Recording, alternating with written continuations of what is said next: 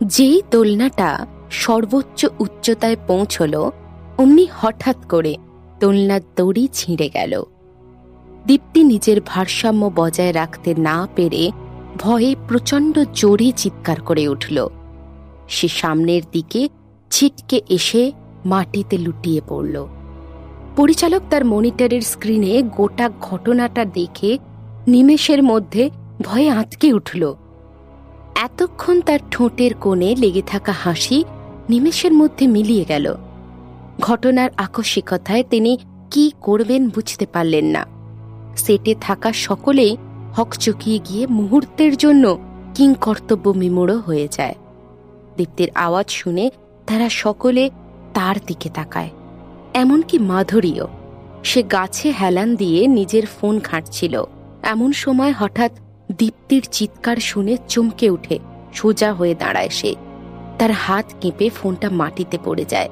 সে আবিরের দিকে তাকিয়ে তার মুখ খুলে কিছু বলতে যাওয়ার আগেই দেখে আবির, যে কিনা তার কাছে দাঁড়িয়ে শুটিং দেখছিল, দীপ্তির দিকে দৌড়ে এগিয়ে যাচ্ছে।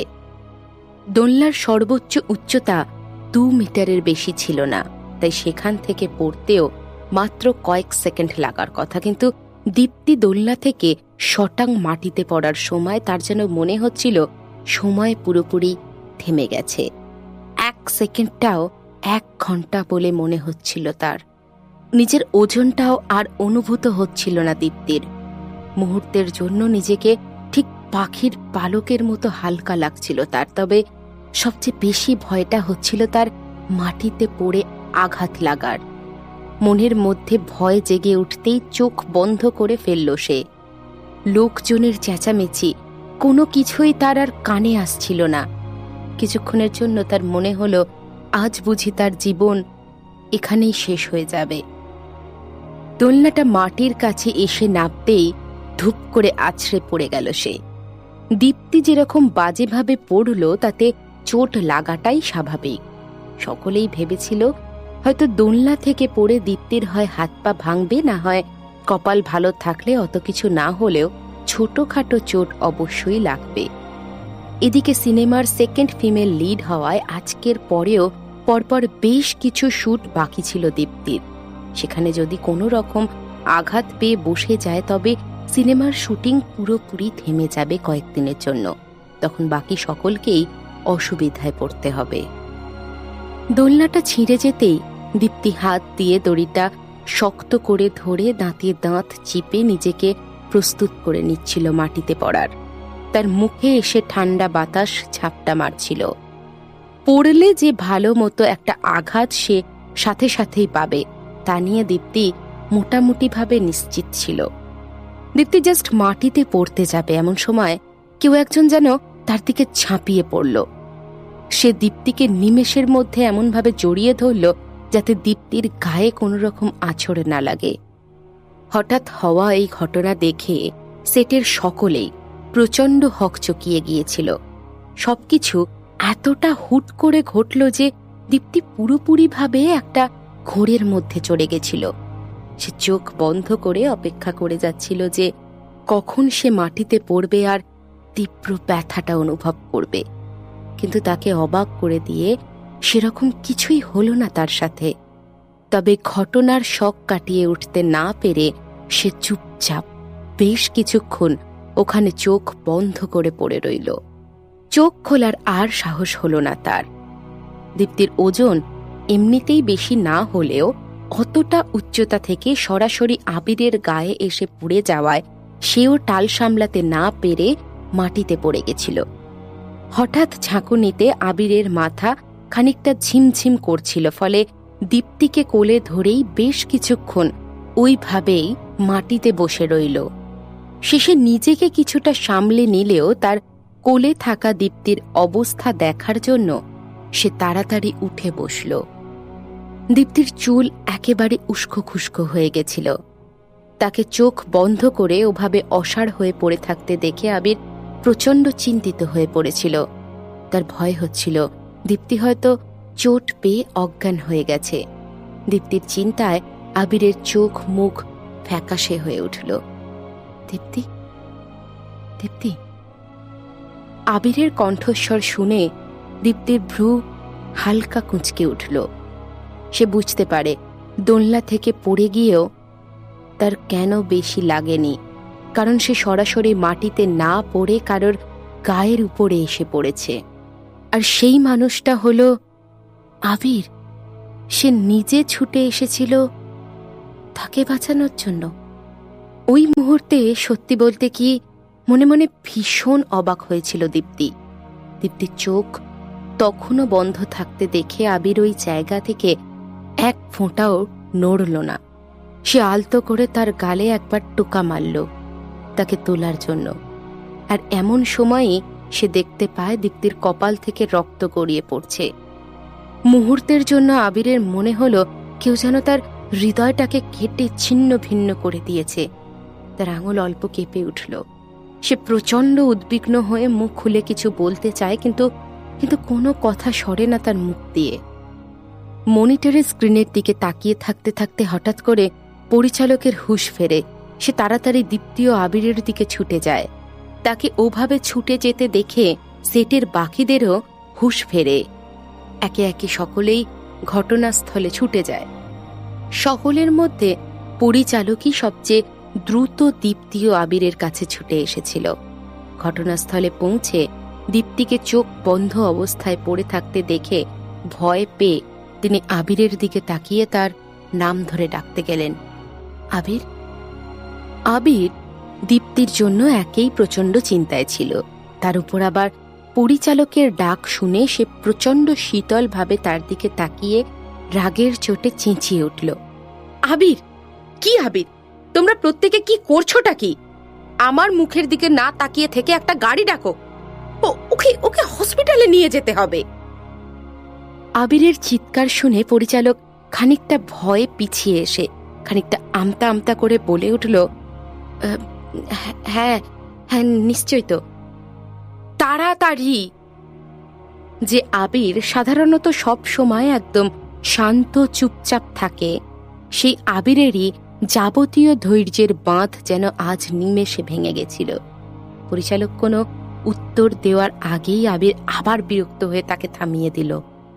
আবিরের অভিব্যক্তি এতটা ভয়ঙ্কর ছিল যেন মনে হচ্ছিল পরিচালক তার কথা মতো কাজ করতে আর একটু দেরি করলেই সে কাউকে এক্ষুনি মেরে ফেলবে।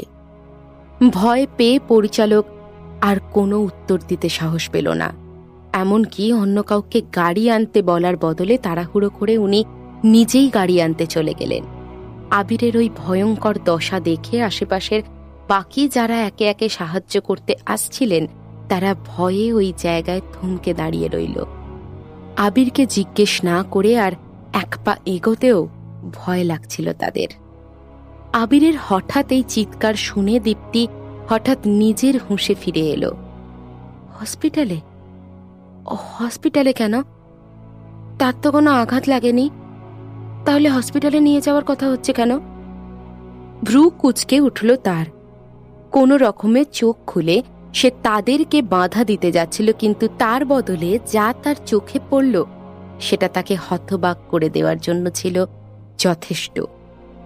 এত বছরের পরিচিতির পরেও সে কোনোদিন আবিরকে এরকম অবস্থায় দেখেনি। বিবর্ণ মুখ, চোখে চিন্তার ছাপ স্পষ্ট, যেন কিছু হারিয়ে ফেলার প্রবল ভয় তাকে গ্রাস করেছে। মুহূর্তের মধ্যে এক রাশ কষ্ট ভিড় জমালো তার মনে।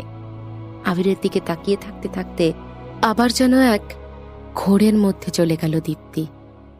রূপ আবিরের ভয়ে দীপ্তির কাছে যেতে ইতস্তত করলেও দীপ্তিকে চোখ খুলতে দেখে সাথে সাথে সে জিজ্ঞেস করে ওঠে, দীপ্তি, দীপ্তি কেমন আছো? রূপের গলা শোনার পর এতক্ষণে আবির বুঝতে পারে যে দীপ্তির জ্ঞান ফিরেছে। সে উদ্বিগ্নভাবে বেশ কিছুক্ষণ দীপ্তিকে পর্যবেক্ষণ করার পর অবশেষে আশ্বস্ত হয় যে তার সত্যিই বেশি বড় কোনো চোট লাগেনি।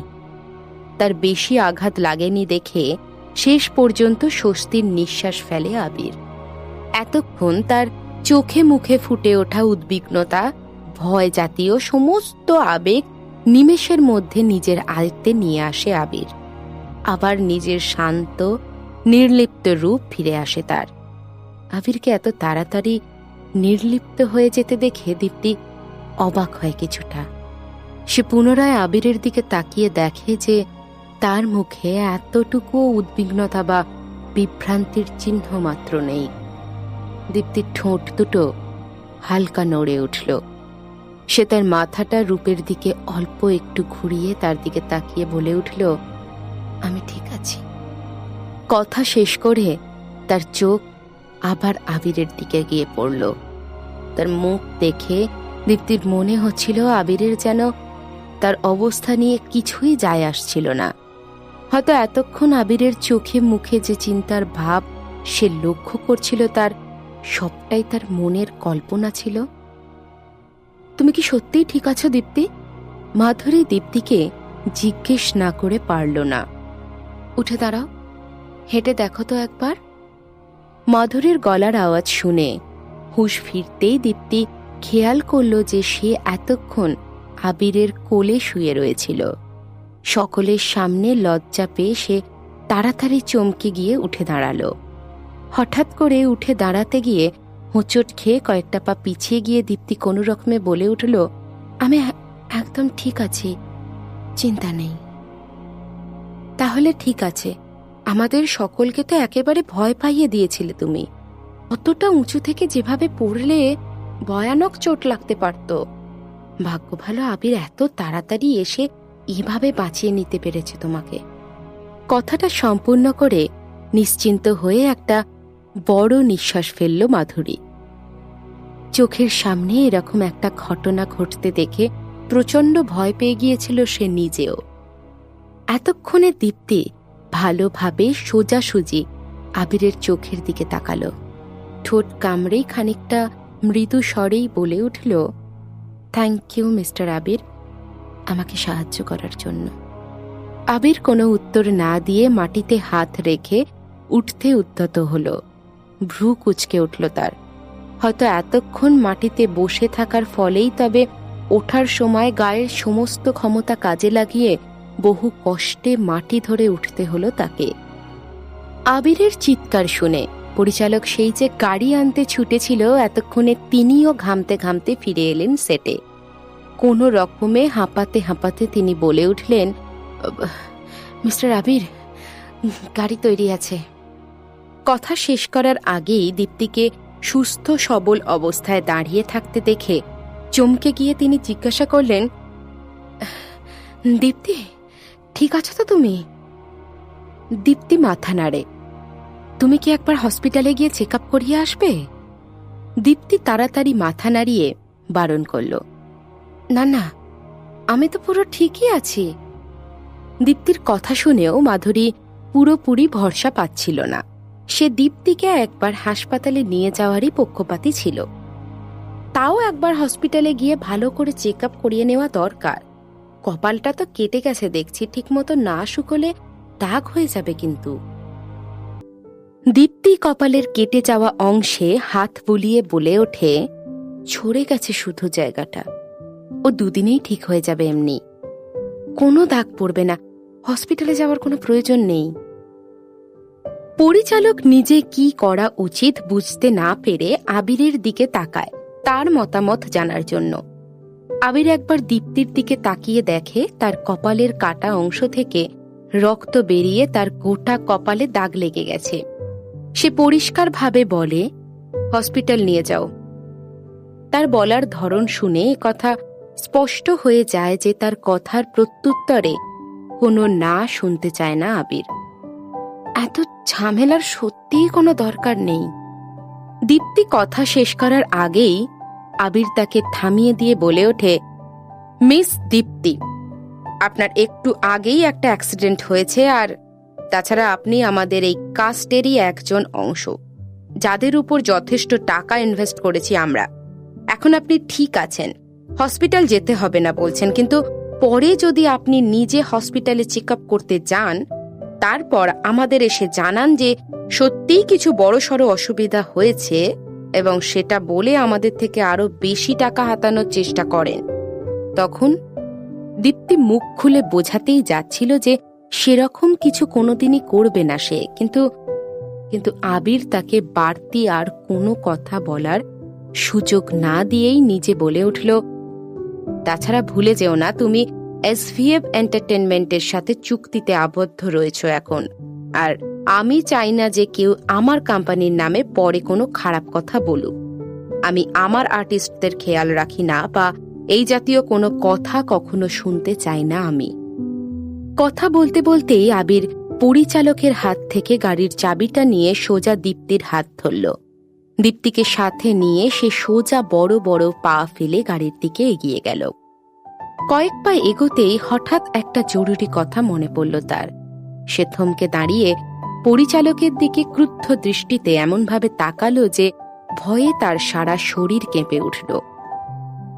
এক সেকেন্ড তার দিকে তাকিয়ে ভাঙা দোলনাটার দিকে নির্দেশ করে সে উঁচু গলায় বলে উঠল, আমি আসার পর কিন্তু কারণটা ভালোভাবে জানতে চাইব। সবে বানানো নতুন একটা দোলনা হঠাৎ কিভাবে ভেঙে যেতে পারে আমি বুঝতে চাই। কথা শেষ করে দীপ্তির হাত ধরে তাকে টানতে টানতে সেখান থেকে নিয়ে হাঁটতে আরম্ভ করল আবির। আবির সেখান থেকে হসপিটাল পৌঁছানো অবধি প্রচণ্ড জোরে গাড়ি চালাচ্ছিল। শুটিংটা যে গ্রামে হচ্ছিল সেখান থেকে শহরের দূরত্ব মোটামুটি 2 ঘন্টার, কিন্তু তার ওই রকম ড্রাইভিংয়ের ফলে মাত্র 1 ঘন্টা 30 মিনিটের মধ্যেই তারা হসপিটালে পৌঁছে যেতে সক্ষম হয়েছিল। দীপ্তির কোনো কথাতে কোনো রকম পাত্তা দেওয়ার এক ফোঁটা ইচ্ছাও ছিল না আবিরের। সে তাকে সোজা টানতে টানতে এমার্জেন্সি রুমে নিয়ে গিয়ে ভর্তি করে দিয়ে ডাক্তারের খোঁজ করতে লাগলো। একটা ফুল বডি চেক আপ করাতে চাই ওনার। যার জন্য এত হুলুস্থুল করে আসা, সেই দীপ্তির সাথেই একবারের জন্য কথা না বলে লম্বা লম্বা পা ফেলে সেখান থেকে বেরিয়ে গেল আবির। গোটা বডি চেক আপ করাতে বেশ অনেকটাই সময় লেগে গেছিল। দীপ্তি তারপর ফিরে এসে দেখল আবির তার জন্য অপেক্ষা করতে করতে বারান্দায় ঘোরাফেরা করছে। মাঝে মধ্যেই হাত তুলে সে তার বাঁ দিকের পিঠের উপরের দিকটা টিপে টিপে দেখছিল। তার ভ্রু কুঁচকে উঠছিল। দেখে মনে হচ্ছিল ভীষণ ব্যথা কোনো রকমে যেন সহ্য করে নিচ্ছিল আবির। শেষে তাকে দেখে মনে হলো ব্যথাটা যেন সহ্য করতে পারছে না সে। বাধ্য হয়ে একটা সিগারেট জ্বালিয়ে নিজের মনটা অন্যদিকে ঘোরানোর চেষ্টা করল সে। সবে সিগারেটটা থেকে একটা টান মেরেছে এমন সময় তার চোখে পড়ল দেওয়ালে বড় বড় করে লেখা আছে নো স্মোকিং। রাগের চোটে আবির সিগারেটের প্যাকেটটা বের করে জোর করে সিগারেটটা প্যাকেটে ঢুকিয়ে নিজের পকেটে রেখে দিল। হসপিটাল হলের জানলার সামনে দাঁড়িয়েছিল আবির। রাত্রির নিকষ অন্ধকারে আকাশের দিকে তাকিয়ে রইল সে বেশ কিছুক্ষণ। দীপ্তির মাথায় লাগা চোটের কথা বারবার ভাবতে লাগল সে। যদিও ক্ষত খুব একটা গভীর ছিল না, কিন্তু তাও তার দীপ্তি আঘাত তো পেয়েছে। সে মোবাইল বার করে তার অ্যাসিস্ট্যান্টকে ফোন লাগালো। তার অ্যাসিস্ট্যান্ট যেহেতু ইতিমধ্যে শহরে পৌঁছে গেছিল, তাই আবিরের সাথে কথা বলা মাত্র 8 ঘন্টার মধ্যেই সে ওষুধের বোতল নিয়ে তাড়াতাড়ি হসপিটালে পৌঁছে গেল। স্যার, ওষুধটা প্রায় শেষ হয়ে এসেছে, কিন্তু শুধু এই বোতলটাই পড়েছিল। এটা যদি আপনি ম্যাডামকে দিয়ে দেন তাহলে আপনার নিজের জন্য আর তো কোনো ওষুধ থাকবে না স্যার। আবির বেশ কয়েক বছর আগে মালয়েশিয়ায় শুটিং করতে গিয়ে একজন চীনা ডাক্তারের সাক্ষাৎ পান। এই বিশেষ ধরনের ওষুধটি যে কোনো রকমের ক্ষতর দাগ কয়েকদিনের মধ্যেই মিলিয়ে দিতে সক্ষম। ভদ্রলোক নিজের পূর্বপুরুষদের কাছ থেকে আয়ুর্বেদিক এই ওষুধটি পেয়েছিলেন। সেই সময় আবির প্রায়ই ওনার কাছ থেকে এই ওষুধ নিয়ে আসতেন, যেহেতু ঐতিহাসিক নানা সিনেমায় অভিনয় করতে গিয়ে প্রায়ই চোট লাগত তার। যত ভয়ঙ্কর দাগই হোক না কেন, নিয়মিত ব্যবহার করা হলে ততক্ষণ পর্যন্ত সব দাগই মিলিয়ে দেওয়ার এক অদ্ভুত শক্তি আছে এই ওষুধের। তবে অ্যাসিস্ট্যান্টের কথাগুলো শুনেও আবিরের অভিব্যক্তি পাল্টাল না বিন্দুমাত্র। আবির ওষুধের শিশিটা তার হাত থেকে নিয়ে নিজের পকেটে পুরে নিয়ে বলে উঠল, আমরা যদি আবার মালয়েশিয়ায় শুটিং করতে যাই তখন ওই ভদ্রলোকের দেখা পেলে আবার বেশি করে কিনে নেব ওষুধটা, তাহলেই হলো। আবিরের অ্যাসিস্ট্যান্ট তাকে বোঝাতে গিয়েও আর কিছু না বলে থেমে গেল। তবে মুখে কিছু না বললেও মনে মনে সে ভাবতে লাগলো কি ভাগ্যে ঘটনাচক্রে ওই চীনা ডাক্তারের সাথে সেইবার পরিচয় হয়েছিল তাদের। কিন্তু এখন তো বহু বছর ইতিমধ্যেই পেরিয়ে গেছে। আবিরের আবার দরকার পড়লে এখন কিভাবেই বা আর খুঁজে পাওয়া যাবে সেই ভদ্রলোককে? দীপ্তির চেকআপ শেষ হতে হতে প্রায় রাত 9টা বেজে গেছিল। আবির ঠিক সময় বাঁচিয়ে নেওয়ায় কপাল ছাড়া শরীরের আর কোথাও কোনো আঘাত পায়নি দীপ্তি। ডাক্তার তার কপালের কাটা অংশটা ভালো করে পরিষ্কার করে দেওয়ায় আর ইনফেকশনেরও কোনো ভয় ছিল না একেবারেই। দোলনা থেকে পড়ার সময়ই কোনোভাবে মাথা ঠুকে গিয়েই এই কেলেঙ্কারিটা ঘটেছিল দীপ্তির। ডাক্তার আবিরকে এসে আশ্বস্ত করার পরেও সে দীপ্তিকে আরো বেশি কিছু পরীক্ষা নিরীক্ষা করে দেখার জন্য অনুরোধ করতে থাকে ডাক্তারকে। শেষে ডাক্তাররা তাকে বারবার আশ্বস্ত করলে তবেই শেষ পর্যন্ত সে রিপোর্টটা দীপ্তির হাতে তুলে দেয়। দীপ্তির এত খেয়াল রাখার পরেও যেই মুহূর্তে আবির নিশ্চিত হলো যে দীপ্তি সত্যিই সুস্থ আছে, অমনি সে তাড়াতাড়ি হসপিটাল থেকে বেরিয়ে গেল। দীপ্তিও তাড়াতাড়ি সব রিপোর্টগুলো জড়ো করে আবিরের পিছু পিছু ছুটতে আরম্ভ করল। আবির তাকে শুটিং সেটে না নিয়ে গিয়ে তার বদলে সল্টলেকের বাড়িতে নিয়ে এলো। কোথাও এক মুহূর্তের জন্যেও না থেমে সোজা বাড়ির সামনে পৌঁছে গিয়ে গাড়ি দাঁড় করালো সে। তেজস্বিনী দূর থেকে গাড়ি আসার শব্দ শুনেই তাদের পৌঁছানোর আগেই বাইরে বেরিয়ে এসে অপেক্ষা করছিল তাদের জন্য। সিট বেল্ট খুলে দীপ্তি গাড়ি থেকে নেমেই প্রথমে তেজস্বিনীকে গ্রিট করল। আবির অপরদিকে গাড়ি থেকে না নেমেই জানলার কাঁচটা অল্প নামিয়ে দীপ্তির হাতে ওষুধের শিশিটা দিয়ে তার কপালের দিকে তাকিয়ে বলল, এটা ব্যবহার করলে দাগ হবে না। দীপ্তি ওষুধটা না নিয়ে উল্টে আবিরকে বলে, ডাক্তার তো বলেছে দাগ পড়বে না। আবিরের কাছ থেকে একটা ওষুধ নিতেও দীপ্তির অসুবিধা। দীপ্তি কথা শেষ করার আগেই রুক্ষ গলায় সে তাই বলে উঠল, যদি দাগ পড়ে তখন কে দায়ী হবে সেটার জন্য? ভুলে যেও না যে তুমি একজন অভিনেত্রী, তোমার মুখের জন্যই টাকা পাও তুমি। অডিয়েন্সদের নিশ্চয়ই পছন্দ হবে না তোমার এই দাগ, তাই একটু প্রফেশনালিজম দেখাও কেমন? আবিরের এই কথাগুলো খুবই কঠোর ছিল। কথা শেষ করে সে দীপ্তির দিকে একবার তাকালো অবধি না। সে সরাসরি তেজস্বিনীর দিকে ওষুধটা ছুঁড়ে দিল। তেজস্বিনী তাড়াতাড়ি হাতটা বাড়িয়ে ওষুধটা ধরে নিয়ে হাসি মুখে বলে উঠল, আমি রাতের খাবার বানিয়ে রেখেছি, এখনো গরম আছে, ভেতরে আসুন না, তাড়াতাড়ি একটু খেয়ে যান। কথা শেষ করে সে খেয়াল করে আবির তাও গাড়ি থেকে বেরোচ্ছে না। তাই সে জিজ্ঞেস করল, স্যার, আজকে রাত্রে কি আপনি বাড়ি ফিরবেন? না, রুক্ষভাবে বলে উঠল আবির। স্টিয়ারিং হুইলে হাত রেখে আবির তাড়াতাড়ি গাড়িটা ঘুরিয়ে নিল। তারপর গাড়ির গতি দ্রুত বাড়িয়ে সে তার সল্টলেকের বাড়ি থেকে বেরিয়ে যায়। দীপ্তি দ্রুত বেরিয়ে যাওয়া আবিরের গাড়িকে পিছন থেকে দেখতে থাকে। চোখের হতাশা লুকোনোর জন্য খানিকটা মাথা নিচু করে সে দাঁড়িয়ে থাকে। দীপ্তি তেজস্বিনীর দিকে তাকিয়ে কিছু না হওয়ার ভান করে মৃদু হেসে বলে ওঠে, চলো ভিতরে যাই। রাতের খাবার শেষ করে দীপ্তি যখন উপরে ওঠে, তেজস্বিনী আবিরের দেওয়া ওষুধটা বার করল। ম্যাডাম, স্যার এটা দিতে বললেন যে আপনাকে। দীপ্তি তেজস্বিনীর হাতে ধরে রাখা ওষুধের বোতলটার দিকে বেশ কিছুক্ষণ তাকিয়ে থেকে শেষে ওষুধটা হাতে করে নিয়ে সরাসরি দোতলায় উঠে গেল। সারাদিন এত কিছু হওয়ার পর দীপ্তির এবার ভীষণ ক্লান্ত লাগছিল। স্নান করে এসেই সাথে সাথে বিছানায় গা এলিয়ে দিয়ে ঘুমানোর চেষ্টা করতে লাগলো সে। এমন সময় হঠাৎ তার চোখে পড়ল পাশের টেবিলে রাখা আবিরের দেওয়া ওষুধটার দিকে। বোতলটাকে জড়িয়ে সে লাইট অফ করে আবার চাদরের ভেতর ঢুকে শুয়ে পড়ল। কিন্তু চোখ বন্ধ করে অনেকক্ষণ চেষ্টার পরেও দীপ্তির চোখে ঘুমের দেখা মেলা তো দূরের কথা, বরং তার বদলে এক গাদা প্রশ্ন ভিড় জমাচ্ছিল তার মনে। আবির এভাবে তাকে বাঁচালো কেন? আবির কি তাহলে একটু হলেও তার কেয়ার করে, কিন্তু তারপরেই তাহলে আবির আবার তাকে পাত্তা না দিয়ে চলে গেল কেন? তার সাথে এত বাজে ব্যবহারই বা করলো কেন? হালকা ডিম লাইটের আলোয় সে বারবার তার হাতে জড়িয়ে রাখা ওষুধের বোতলটার দিকে তাকাচ্ছিল।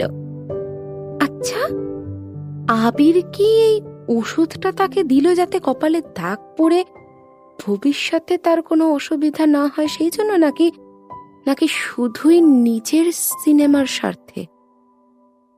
দীপ্তি যত বেশি ভাবছিল তত যেন বেশি বিভ্রান্ত হয়ে উঠতে লাগল। আজ থেকে প্রায় 5 বছর আগেও ঠিক এই রকমই হয়েছিল। আবিরের সাথে এক রাত একসাথে রাত কাটিয়ে সে কলকাতায় ফিরে ভাবতে শুরু করেছিল যে আবিরও তাকে পছন্দ করে, কিন্তু শেষে আশা রেখে কষ্ট পেতে হয়েছিল শুধু তাকেই। সে বাধ্য হয়েছিল বুঝতে যে সবটাই তার নিজের কল্পনা ছিল। তার চেয়েও বড় কথা, সেই সময়ই আবির তাকে পরিষ্কার জানিয়ে দিয়েছিল যে সে যাকেই ভালোবাসুক না কেন, দীপ্তি অন্তত তার ভালোবাসার মানুষ হয়ে উঠতে পারবে না কখনো। তাহলে এত বছর পরেও সে কেন আবার সেই একই চিন্তা করছে? শেষে তো সে নিজেই আবার কষ্ট পাবে। প্রবল কষ্টে তার হাত পা যেন অবশ হয়ে উঠল। আবিরের দেওয়া ওষুধের বোতলটাকে আরো শক্ত করে নিজের বুকের কাছে জড়িয়ে ধরে ডুকরে ডুকরে কেঁদে উঠল সে।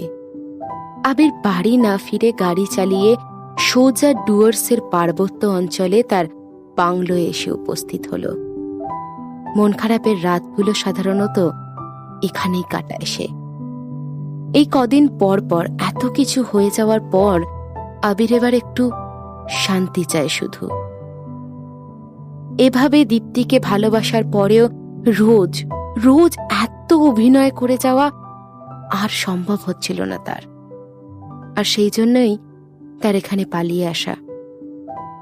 জায়গাটা পুরো নির্জন ছিল। সে ছাড়া আর কারোর এই সময়ে সেখানে থাকার কথা নয়। সে দরজায় পাসওয়ার্ডটা টাইপ করে ঘরে ঢুকল। এক গ্লাস গরম জল পানিয়ে খেতে খেতে সে ধীরে সুস্থে জ্যাকেটটা খুলল। পিঠে ব্যথা থাকায় বহু কষ্টে দাঁত দিয়ে জামাটা কোনো রকমে নামিয়ে সে দেখল পিঠের দিকে তার সাদা জামাটা রক্তে পুরো ভিজে লাল হয়ে উঠেছে। আবির প্রতিক্রিয়াহীনভাবে তার পরনের সাদা জামাটা খুলে কাচার জায়গায় রাখল। দোতলায় উঠে তার চেঞ্জিং রুমের কোণার আয়নার নিচে থাকা ওষুধের বাক্স ঘাঁটতে থাকে সে। তুলো বার করে সে তার শরীরের সমস্ত শক্তি একত্রিত করে কোনো রকমে তার হাতটা যতটা সম্ভব টান টান করল পিঠের ক্ষত পরিষ্কার করার জন্য। ব্যথায় কুঁকিয়ে উঠল সে। মুখে চোখে ব্যথার ছাপ স্পষ্ট। পিঠের ওই জায়গায় কিছুতেই হাত পৌঁছল না তার। পরপর কয়েকবারের অসফল চেষ্টার পর আবির অবশেষে হার মেনে নিল। ওষুধের বাক্সটা বন্ধ করে সে অর্ধনগ্ন অবস্থায় তার মেঝে থেকে ছাদ অবধি বিস্তৃত বড় জানলার সামনে দাঁড়াল। রাতের আকাশের তারা বহু দূর বিস্তৃত হয়ে ঝলমল করছে। আবির মুগ্ধ হয়ে আকাশের তারা দেখতে থাকে। আবির বেশ কিছুক্ষণ আকাশের তারা দেখছিল। এমন সময় হঠাৎই সে যেন তার তারার মধ্যে দীপ্তির মুখ এক ঝলকের জন্য ভেসে উঠতে দেখল। মন্ত্রমুগ্ধের মতো তাকিয়ে থাকে আবির সেই দিকে। ঠিক এমন সময় তার ফোন বেজে ওঠে। হুঁশ ফিরতেই সে বুঝতে পারে এতক্ষণ ধরে সে কেবল কল্পনাই করছিল। চোখ বন্ধ করে ওই এক জায়গাতেই বেশ কিছুক্ষণ দাঁড়িয়ে থেকে শেষে বেডরুমের দিকে পা বাড়ালো আবির। ঘরে ঢুকে ফোনটা হাতে নিতেই চোখ পড়ল প্রাণের তুমি ডিরেক্টরের কল ঢুকেছে তার মোবাইলে। সে সাথে সাথে কলটা উঠিয়ে হ্যালো বলে উঠল। আজ বিকেলের ওই অ্যাক্সিডেন্টটা নিয়ে কয়েকটা কথা জানাতে কল করেছিলাম। মানে আপনার কথা মতো ইনভেস্টিগেশন করেছি আমরা। তো ব্যাপারটা হচ্ছে, যখন সেটটা তৈরি হচ্ছিল তখনই একটু ভুল হয়ে গেছিল ক্রিউ মেম্বারদের। দড়িটা যে পাতলা হয়ে গেছিল সেটা ওরা খেয়াল করেনি। আর আমি প্রচন্ড বকাবকি করেছি ওদের। আপনি কি ওদের সাথে সরাসরি কথা বলবেন একবার? আবিরের এই কথাটা শুনে একেবারেই বিশ্বাস হলো না। সে রুক্ষভাবে বলে উঠল, আপনি শিওর যে ঠিকঠাক মতো ইনভেস্টিগেশনটা হয়েছে? যারা স্টেজটা বানাচ্ছিল তারা তো নিজেরাই স্বীকার করল। আবির কথাটা শুনেই পুরো চুপ হয়ে গেল। যদিও কথাটা মোবাইলে হচ্ছিল, তবুও আবিরকে এরকম চুপ থাকতে দেখে পরিচালক মনে মনে ভীষণ ভয় পাচ্ছিল। কপাল দিয়ে রীতিমতো ঘাম ঝরতে শুরু করল তার। আবির বেশ কিছুক্ষণ পর অবশেষে উত্তর দিল, ঠিক আছে, আপনি যখন বলছেন ঠিকমতো ইনভেস্টিগেশন হয়েছে তখন বিশ্বাস করে আপনার উপরেই বাকি দায়িত্বটা ছাড়লাম। আবির কথাটা প্রচন্ড ভদ্রভাবে বললেও তার গলার স্বরে এমন একটা শীতলতা ছিল যা পরিচালককেও ঘাবড়ে দেওয়ার জন্য যথেষ্ট ছিল। ভয়ের চোটে কোনো রকমে মৃদু গলায় তিনি আবিরের রাগ কমানোর জন্য বললেন, আমি ওদের সবাইকে কাজ থেকে ছাঁটাই করে নতুন ক্রিউ মেম্বার আনব। তাহলে চলবে তো স্যার? সেটা আপনার ব্যাপার। আমি শুধু আশা রাখবো যে এরকম কোনো ঘটনা আর দ্বিতীয়বার ঘটবে না। আবির কথাটা বলেই তার মুখের ওপর হুট করে ফোনটা কেটে দিল। ফোন কাটার আওয়াজ পেয়ে পরিচালক যেন এক স্বস্তির নিঃশ্বাস ছাড়লেন। ফোনটা রেখেই তিনি তার ঘরে বসে থাকা প্রডিউসার সান এবং অভিশ্রীর দিকে তাকিয়ে পরিষ্কারভাবে জানালেন, তুমি ভালো করেই জানো আবির তার ক্রিউয়ের মধ্যে ঝামেলা ঠিক কতটা অপছন্দ করেন। তার পরেও করলে এরকম? এবার প্রডিউসার সান স্বয়ং বললেন বলে সাহায্যটা করলাম, কিন্তু পরের বার আবার যদি এরকম কিছু হয় তাহলে আমি আর এর মধ্যে নাক গলাবো না, পরিষ্কার বলে দিলাম। অভিশ্রী তার দিকে তাকিয়ে মিষ্টি করে হেসে বলল, শুধু এইবারটাই? Thank you so much. আমাকে ধন্যবাদ বলতে হবে না। ধন্যবাদ জানাতে হলে জানানোই প্রডিউসার সানকে। পরিচালক হাত নাড়ল এবং বলল, এখন আপনি বরং আবিরের সেটে পৌঁছানোর আগে দ্রুত কাউকে দিয়ে ক্রিউ মেম্বারদের টাকাগুলো পরিশোধ করার ব্যবস্থা করুন। নিজের মনের শান্তি বজায় রাখতে আর গল্পে কোনো খুঁত ধরার আগেই ওনাদের তাড়াতাড়ি এখান থেকে সরান। গতকালকেই সেটে বড় দুর্ঘটনা ঘটলেও কেউ আহত না হওয়ায় পরের দিন সকালে অন্যান্য দিনের মতোই শুটিং আরম্ভ করল। সন্ধ্যের শুরুতে আবির ও দীপ্তির একসাথে একটা সিন শুট করার কথা থাকলেও গতকাল কিছু সিন শুট করতে দেরি হয়ে যাওয়ায় স্বাভাবিকভাবেই তাদের দুজনের সিনের সময়ও কিছুটা পিছিয়ে যায়। তাদের দুজনের একসাথে যে সিনটা আজ শুট করা হবে সেটা শহরেই হওয়ার কথা। সিনটা অনেকটা এরকম যে দীপ্তির চরিত্র সবে জানতে পেরেছে যে সেকেন্ড মেল লিড, যাকে সে গভীরভাবে ভালোবাসে, সে বহুদিন পর বিদেশ থেকে শহরে ফিরেছে। বহুদিন পর আবার যোগাযোগ হয় তাদের। ফলত বেশ বিহ্বল হয়েই শহরের রাস্তা দিয়ে হেঁটে আসবে তারা দুজন। সেকেন্ড মেল লিড অর্থাৎ আবির রাস্তায় হঠাৎ করে দীপ্তিকে দেখতে পেয়ে তার পিছু নিতে আরম্ভ করবে। আর সেই সময়ে আবিরের কথা ভাবতে ভাবতে রাস্তা পার হতে গিয়ে দীপ্তির এক দ্রুতগামী ট্রাকের সাথে ধাক্কা লাগতে যাবে। ঠিক এমন সময় আবির তার হাত ধরে নিজের দিকে টেনে তাকে বাঁচিয়ে নেবে। শুটিংয়ের জন্য আগে থেকেই পারমিশন নিয়ে ওই রাস্তাটা বন্ধ করে রাখা হয়েছিল, আর রাস্তায় যে সমস্ত লোকেরা ঘুরে বেড়াচ্ছিল তারা সকলেই ক্রিউ মেম্বার ছিল।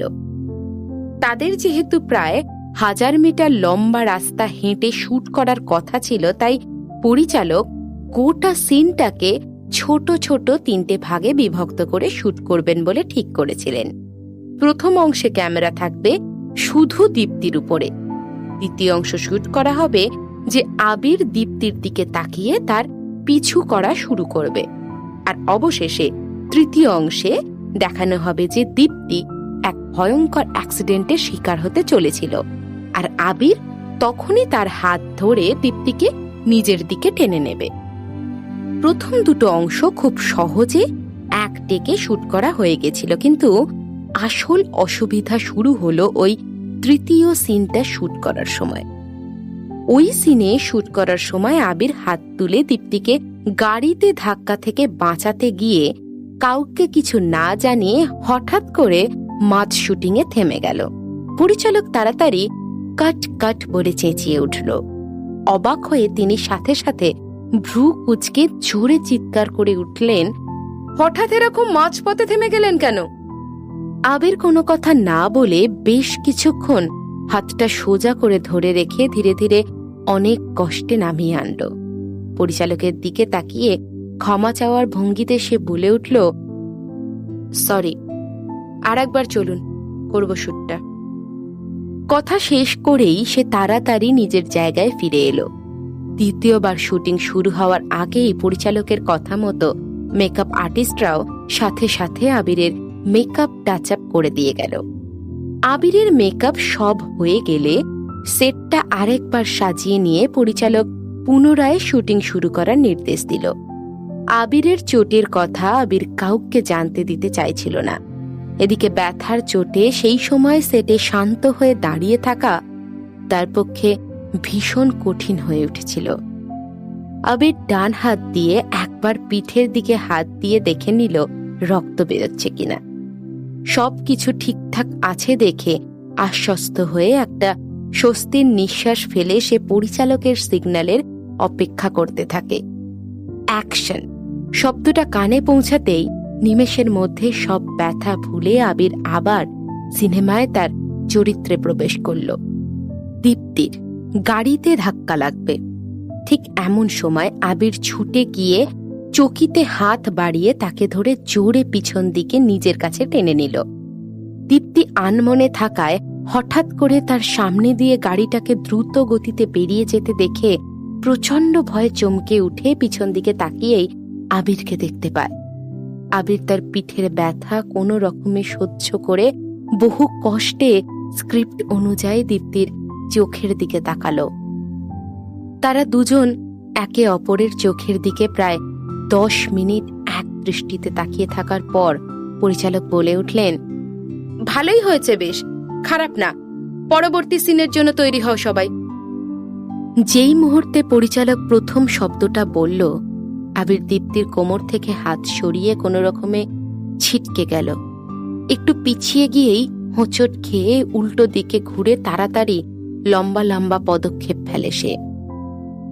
স্যার, আবিরের অ্যাসিস্ট্যান্ট তার শুটিং শেষ হওয়ার সঙ্গে সঙ্গেই তার জন্য একটা জলের বোতল নিয়ে এগিয়ে আসে।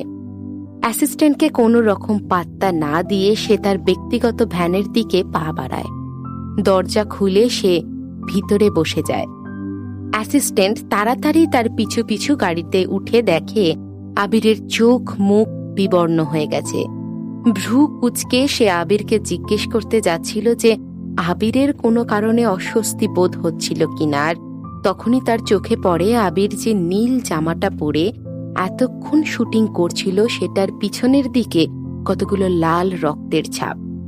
তার অ্যাসিস্ট্যান্টের চোখ বড় হয়ে ওঠে।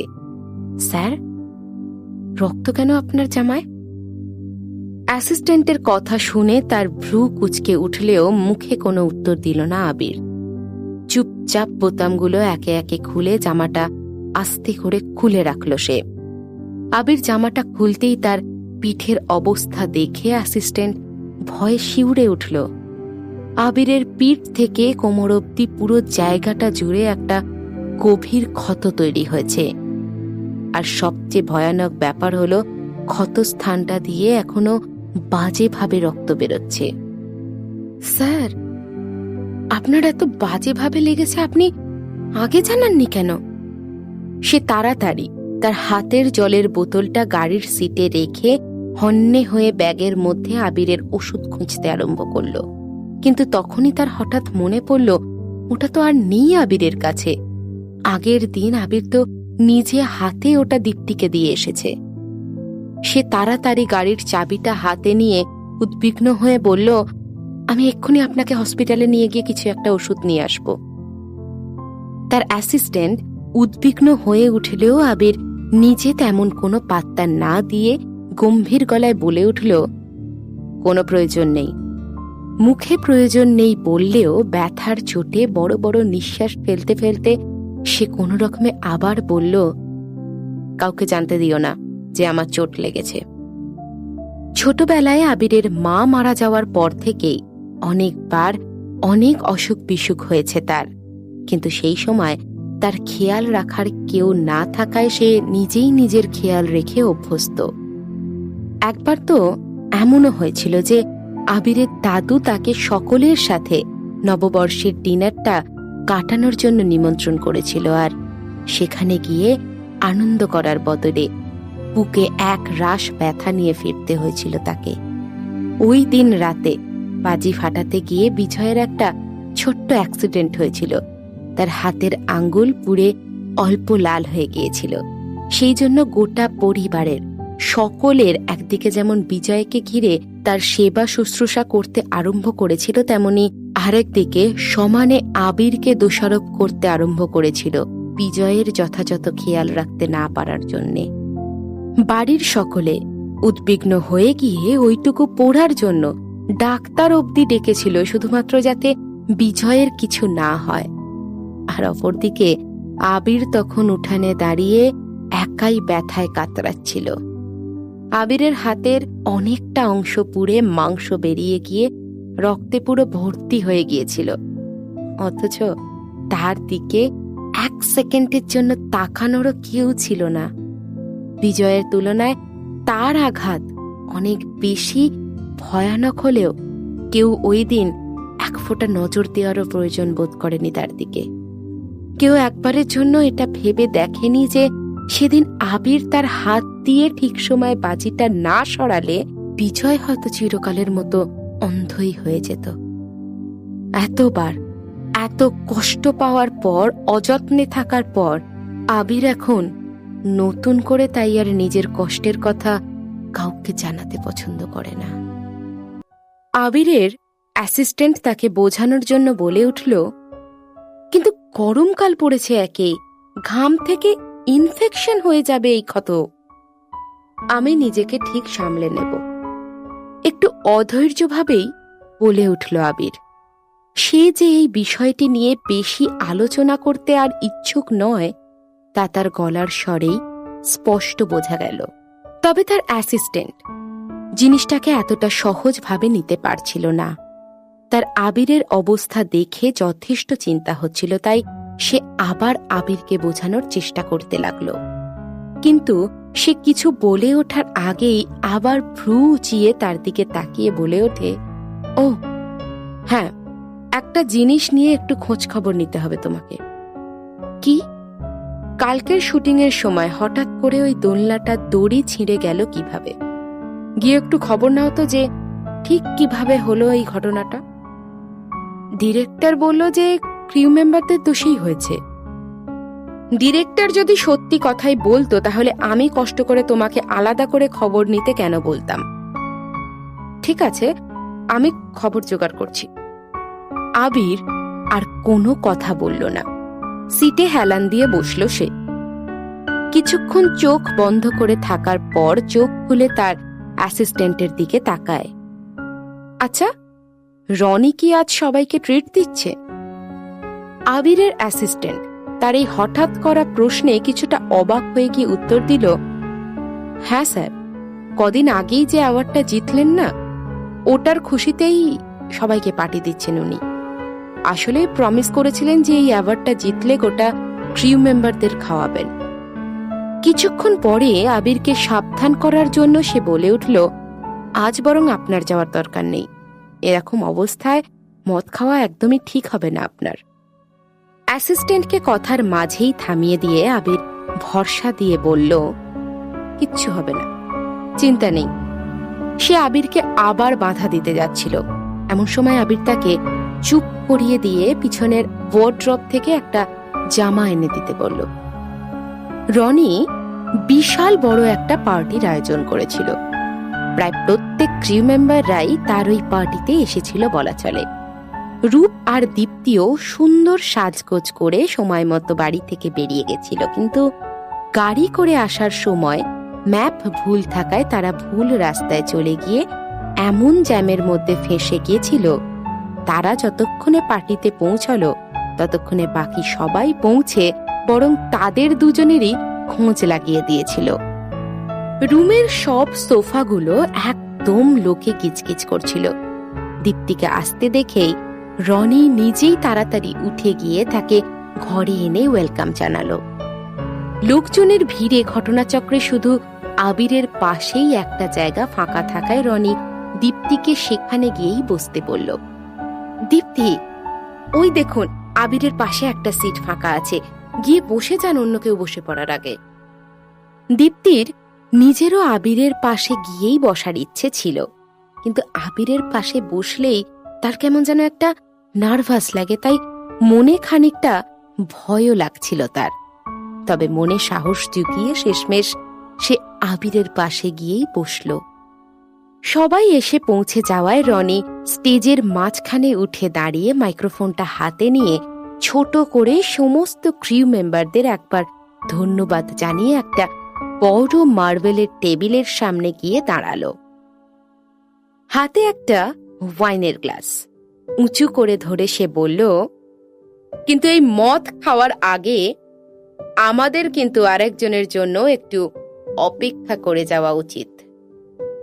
রনির কাছের বন্ধু অপর এক অভিনেতা তার উত্তরে বলে উঠল, কে সে? তোমার গার্লফ্রেন্ডের জন্য নিশ্চয়ই। কথাটা শোনা মাত্র রুমের সকলে উত্তেজিত হয়ে নিজেদের মধ্যে আলোচনা করতে লাগলো। রনির যে গার্লফ্রেন্ড আছে এই ব্যাপারটা তাদের একেবারে অজানা ছিল।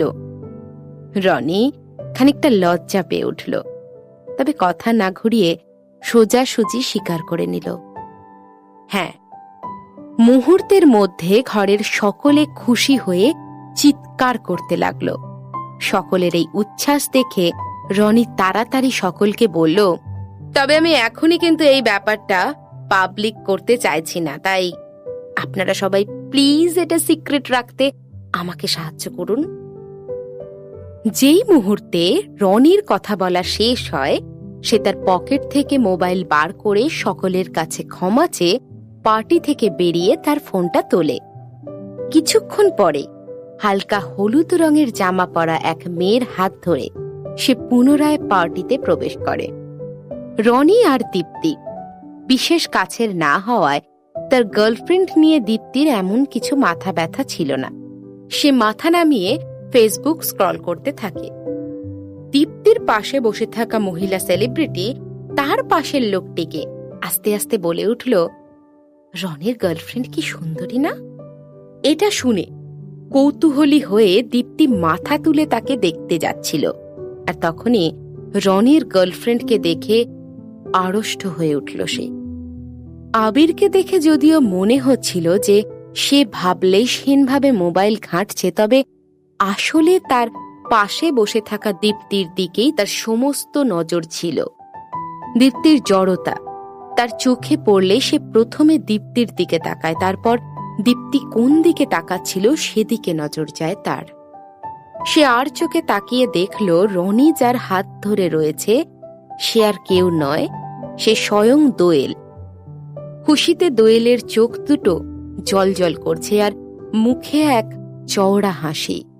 আবির কিছুটা অবাক হলেও রনি বা দোয়েল কাউকে নিয়েই সে সেরকম বেশি চিন্তিত না হওয়ায় সে আবার ভ্রু কুঁচকে মাথা নিচু করে ফোন ঘাঁটতে আরম্ভ করল। রনি দুটো ওয়াইনের গ্লাস হাতে নিয়ে একটা দোয়েলের হাতে দিল। এক হাতে গ্লাস ধরে আর এক হাত দোয়েলের কাঁধে রেখে সে হেসে ঘরের সকলের সাথে দোয়েলের পরিচয় করিয়ে দিল। এই হলো সেই ব্যক্তি যার জন্য আমি আপনাদের সকলকে অপেক্ষা করতে বলছিলাম, আমার গার্লফ্রেন্ড দোয়েল। দোয়েলকে হঠাৎ করে পার্টিতে দেখে দীপ্তি প্রচন্ড অবাক হয়ে গিয়েছিল, কিন্তু এখন রনির মুখে তার পরিচয় শুনে সে আগের থেকেও বেশি বিভ্রান্ত হয়ে উঠল। মাত্র কয়েকদিন আগে দোয়েল বলেছিল যে সে আবিরকে ভালোবাসে, আবির তার বয়ফ্রেন্ড হতে চলেছে, তাহলে এর মধ্যেই ও আবার কি করে রনির গার্লফ্রেন্ড হয়ে যেতে পারে? দীপ্তি ও দোয়েলের শুধু নামটাই যা আলাদা, তাদের টাইটেলও যেমন এক তেমন তাদের মুখেরও রয়েছে বেশ কিছু সাদৃশ্য। তাই সেটা খেয়াল করেই হঠাৎ করে একজন দীপ্তিকে পাশ থেকে বলে উঠল, আচ্ছা, দোয়েল কি কোনোভাবে তোমার ছোট বা বড় বোন হয়? দীপ্তি উত্তর দেওয়ার আগেই দোয়েল নিজেই হাসতে হাসতে ওয়াইনের গ্লাসটা হাতে ধরে মাথা নাড়িয়ে উত্তর দিল, দীপ্তি আমার পিসির মেয়ে হয়। যে প্রশ্নটা জিজ্ঞেস করেছিল সে মজা না করে পারল না। রনি, কিরকম কোইন্সিডেন্স দেখো, তুমি শেষে আমাদের ক্রিউ মেম্বারদেরই এক রিলেটিভকে ডেট করছো। দীপ্তির মনে নানা প্রশ্ন জেগে উঠল।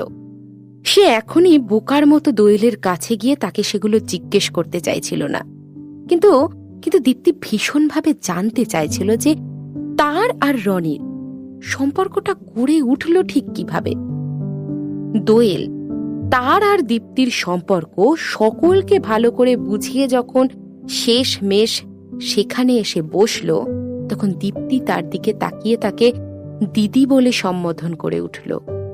দোয়েল তার দিকে তাকিয়ে একটা মিষ্টি হাসি হাসল। দোয়েলের চোখ মুহূর্তের জন্য দীপ্তির পাশে বসে থাকা আবিরের উপর পড়লেও সে সঙ্গে সঙ্গেই উজ্জ্বল হাসি হেসে এমনভাবে তার দিক থেকে চোখ ফিরিয়ে নিল যেন আবিরকে সে চেনেই না। দোয়েল ঘর ভর্তি লোকের দিকে তাকিয়ে মজা করে বলে উঠল, তোমরা আমাকে আর দীপ্তিকে বড় বোন ছোট বোন বলে ডাকতে পারো। দোয়েল, দীপ্তি, তোমরা দুই বোনই কিন্তু খুব সুন্দরী। দোয়েল বরাবরই বাইরে বেরোতে, লোকের সাথে মিশতে খুব ভালোবাসে।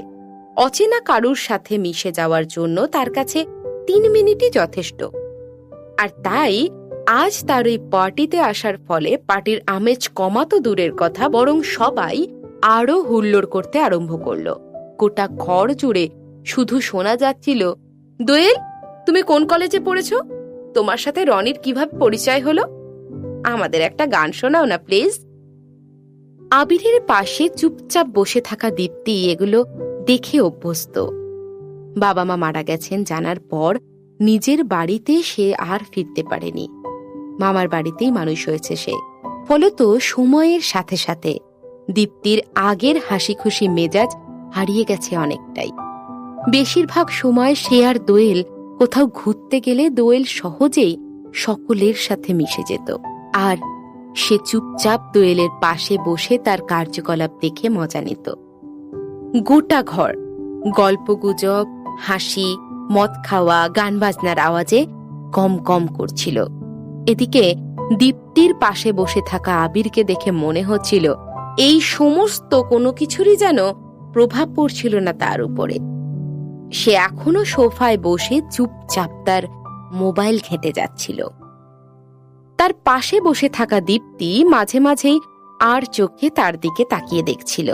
হঠাৎ করে সেই সময় আবিরের মোবাইলের দিকে একবার চোখ পড়ে যেতেই দীপ্তি অবাক হয়ে দেখল আবির পার্টিতে এসেও এসভিএফ এন্টারটেনমেন্টের রিপোর্ট চেক করছে। এরকম একটা গমগমে জায়গাতে বসেও আবির এভাবে কাজ করতে পারছে দেখে দীপ্তি অবাক হয়ে একটা দীর্ঘশ্বাস ফেলল। কিন্তু মনে মনে শুধু একটা চিন্তাই মাথায় এলো তার, কাজই যদি করতে হবে তাহলে আবির এলোই বা কেন এখানে? এতক্ষণ পার্টিতে চুপচাপ বসে থেকে দীপ্তি খানিকটা বোর হয়ে গেছিল। বাথরুমে যাওয়ার জন্য ঘর থেকে বেরিয়েই সোজা দোয়েলের সাথে ধাক্কা লাগলো তার।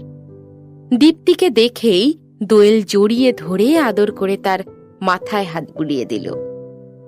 দোয়েল ভিতরে পার্টিতে ঢুকতে যাচ্ছিল, এমন সময় দীপ্তি তাড়াতাড়ি নিজের চুলটা ঠিক করে নিয়ে দোয়েলের হাত ধরে জিজ্ঞেস করে উঠল, ব্যাপারটা কি হলো, আমাকে একটু জানাবি?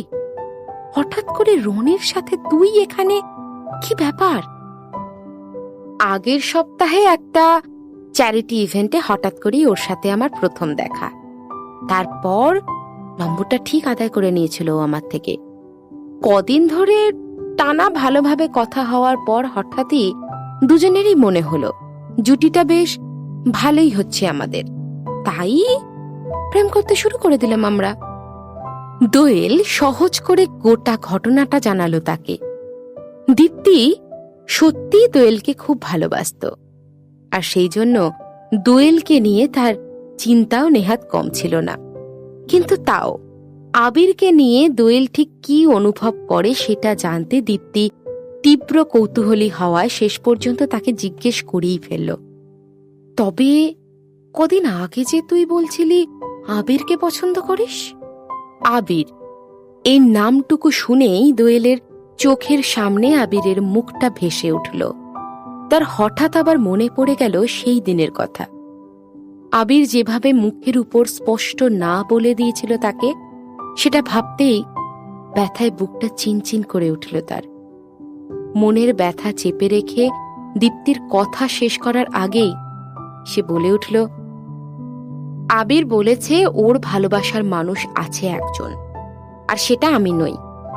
আমার ভালোবাসার যদি কোনো প্রয়োজনই না থাকে ওর, তাহলে নিজের ভালোবাসা বা সময় আমি অন্য কারোর উপর নষ্ট করবই বা কেন?